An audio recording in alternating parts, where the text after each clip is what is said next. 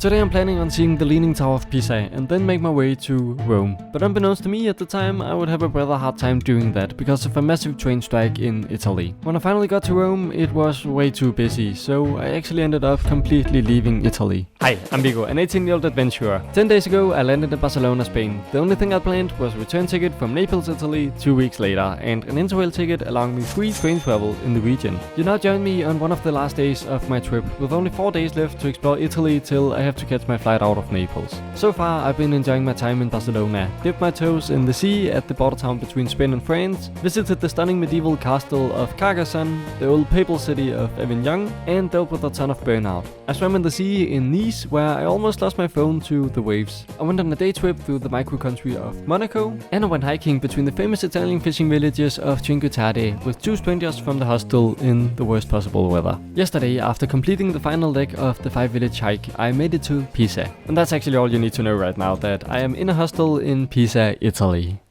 Alright, this has been my hostel for tonight.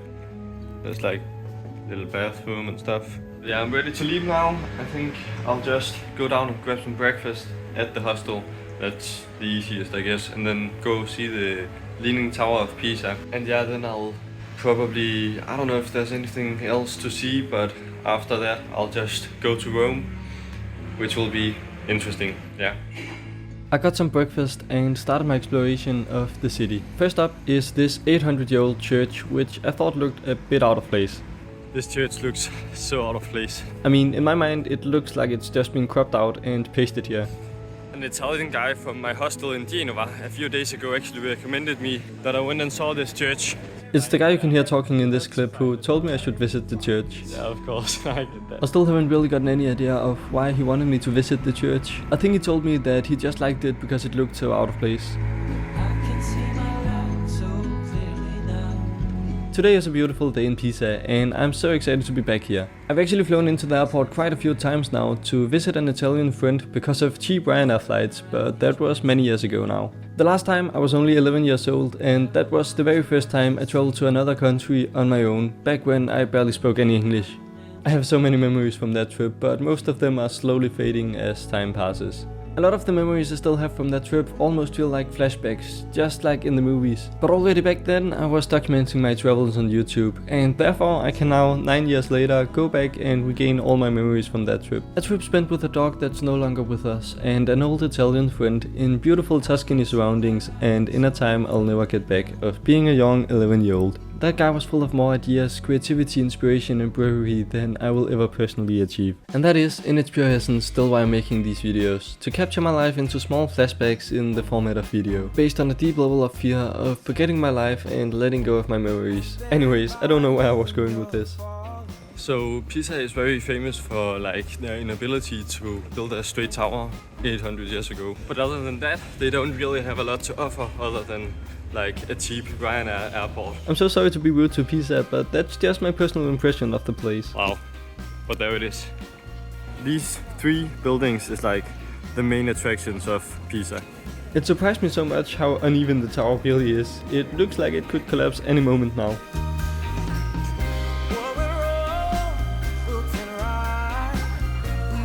So this is me 7 years ago when I was 12. And this is me 7 years later, standing in the exact same spot. Yeah, I got another tourist to take this photo. So at the Leaning Tower of Pisa, there's this classic picture everyone gets where it looks like they are holding up the tower, but out of context, it looks kind of funny. I love how there's so many people here and they're all just doing the exact same thing, taking the exact same picture.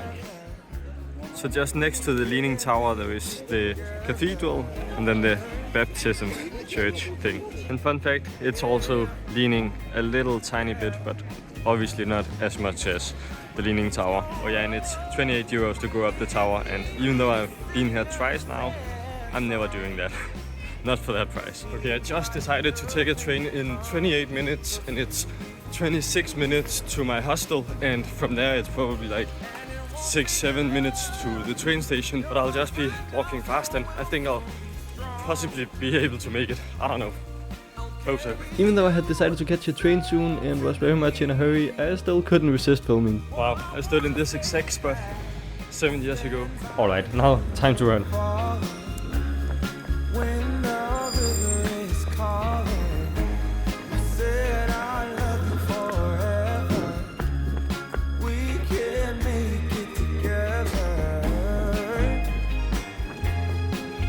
It's always fun to run around Italian cities.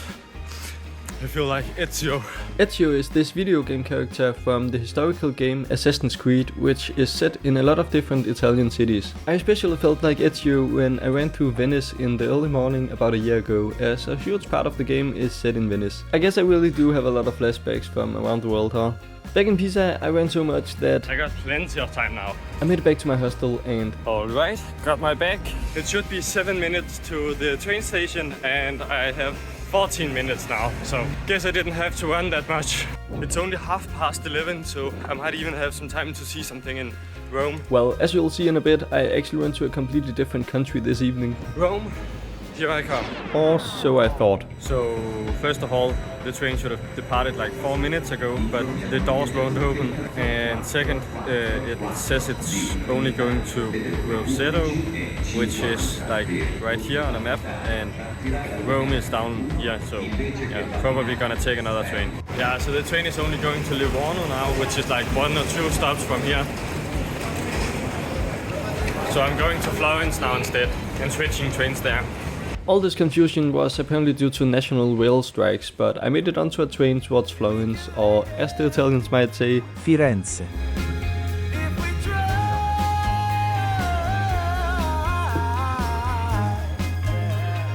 I can't believe I'm saying this out loud, but I think this is actually my 4th time here in Florence. About a year ago, I explored the whole city.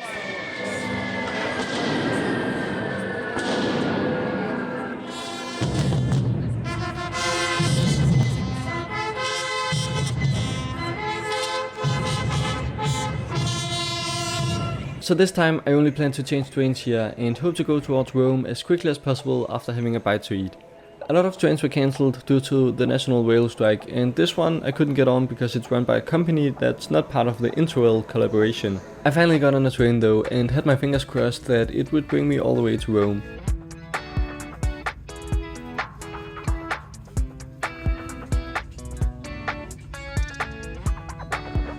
Luckily it did.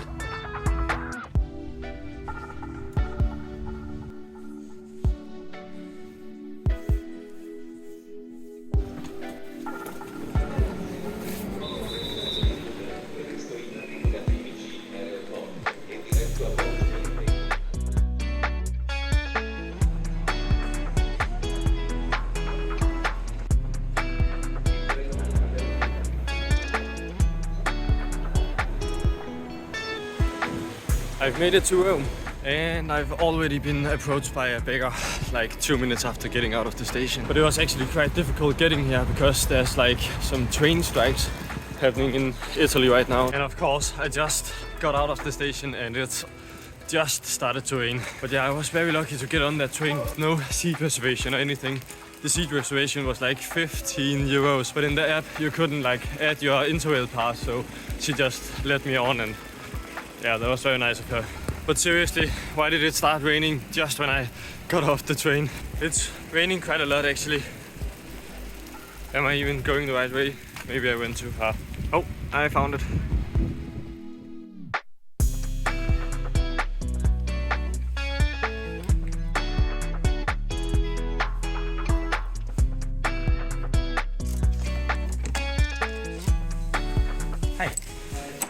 Yeah, I just met Eva from Italy. It didn't speak too much English, but yeah. But this is the hotel room, or yeah, hostel room I guess. But yeah, that's me. Pretty nice. It's pretty spacious actually. Yeah, seems nice. Once the skies cleared, I headed down to the metro station as I couldn't wait to explore the city.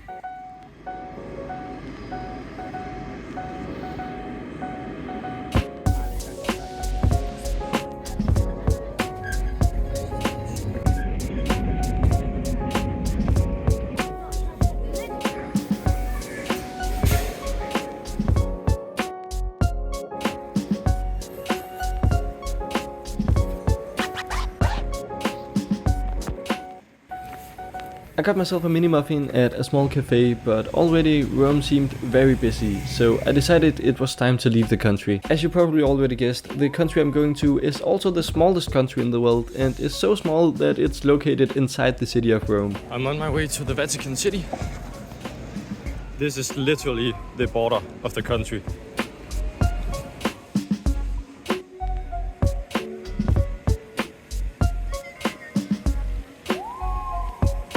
This is the St. Peter's Basilica, and although the country is the smallest in the world, the Basilica is arguably the biggest church on earth. But this is the line. Yeah, this is the line to get into the Basilica, and as it was way too long, I didn't really think it would be worth it. A guy from the hostel had recommended visiting the church late in the evening because the line was supposed to be shorter by then. And pretty quickly, the line actually began to shorten. Yeah, the start of the line is already here now, so I'll get in line.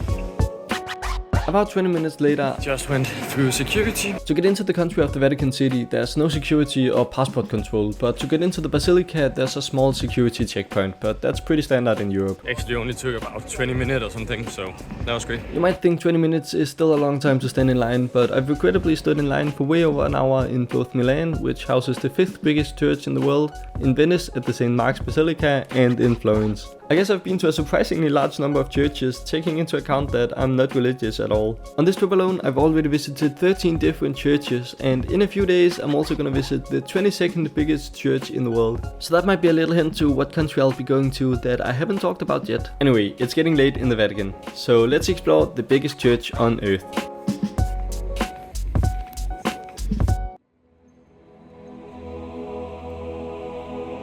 Even though the scale of it isn't really coming across on camera, you could instantly tell that this was no ordinary church.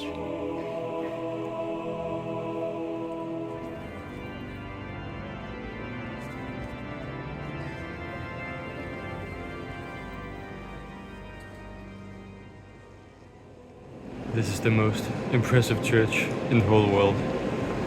And I'm quite sure it's the biggest in the world.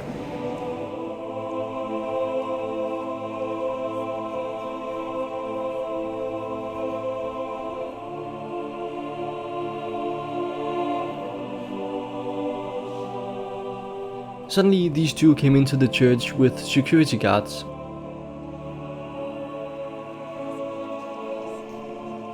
While after one of them walked up and led some kind of prayer.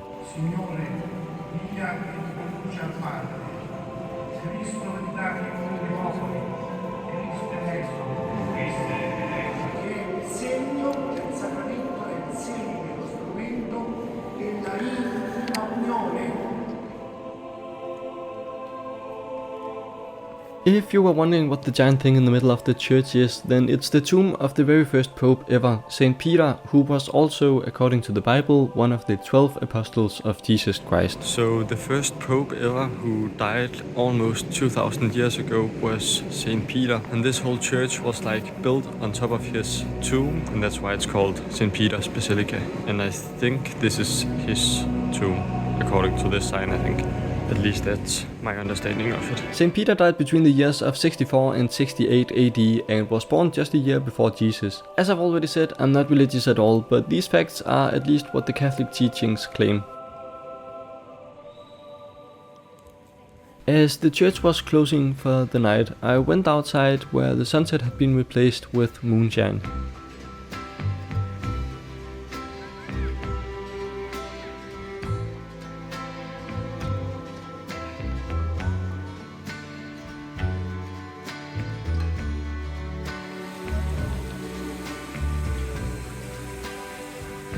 I am now leaving the country. I am so tired right now after both visiting Pisa and Rome today. But on my way back to the hostel, I just have 3 places I want to visit real quick. And I should probably also get some dinner because I am starving.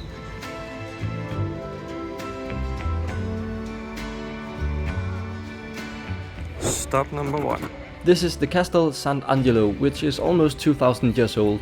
Oh, I'm sorry, I guess I accidentally turned this footage upside down. It was originally built as a mausoleum for the emperor, which is a kind of tomb, but 1300 years later, the building was used by the popes as a fortress and castle, and at one point it served as a prison. Today it's a museum. At one point it was the tallest building in Rome. This wasn't actually one of the planned stops, but this is the first place in a very long time where I've been, where I've had some memory of it, but didn't remember where it was. I have a core memory from this place from 10 years ago, but I just didn't remember that it was right here in Rome. So I just went past it and I was like, wait a minute, this is clearly that place. I'm not sure if anyone can relate to this, but recognizing a place that you've been to before and have a memory from, but that you didn't remember the location of, is such a weird feeling. It's so weird having had a memory for 10 years and then suddenly just having the location of it. This is the Pantheon, an 1800-year-old building, built as a temple, now serving as a church. The last time I went to Rome, back in 2014, as a 9-year-old, I went inside the church. And this is the third spot. Can you even tell what it is? There's so many tourists here. But yeah, that's the famous Trevi fountain, yeah. I'm so tired right now. All these tourists is like crazy.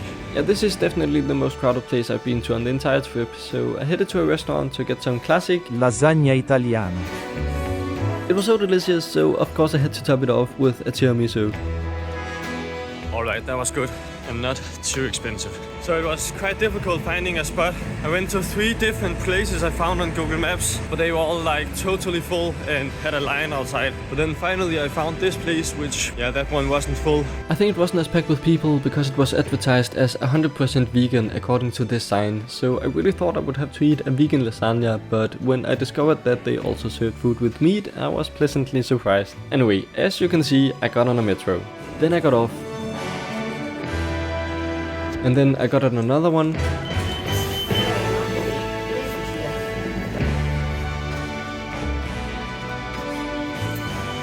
Finally, I got off at the station nearest to my hostel.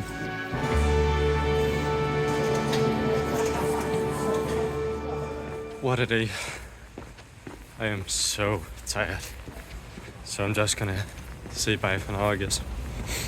Bye.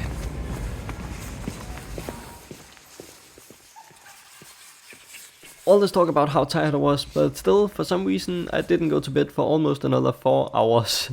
Whoops. It's 1:15 in the night. Yeah, it's just been a long day and yeah, suddenly the time was just 1 a.m. Good night.